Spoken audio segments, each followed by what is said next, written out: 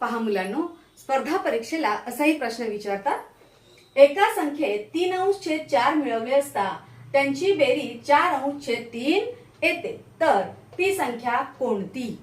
मग आता एका संख्येत सांगितले म्हणजे ती संख्या आपल्याला दिलेली नाहीये. मग ती जी संख्या आहे ती आपण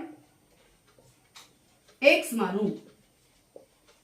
ती संख्या बरोबर x. मग आता 3/4 मिळवले म्हणजे x अधिक 3/4 मिळवले तर उत्तर किती येतं? बेरीज येते 4/3 म्हणजे x अधिक 3/4 बरोबर 4/3. मग x बरोबर 4/3 हे अधिक इकडे गेले की काय होतात? वजा 3/4.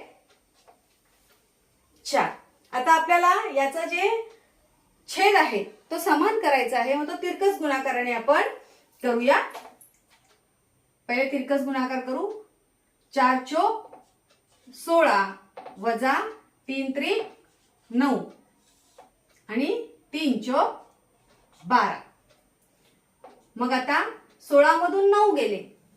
16 मधून 9 गेले किती राहतात? 7.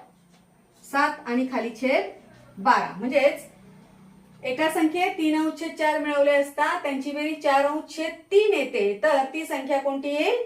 7/12. मग पर्यायामध्ये उत्तर आहे का बघू? पहिलंच उत्तर आहे 7/12.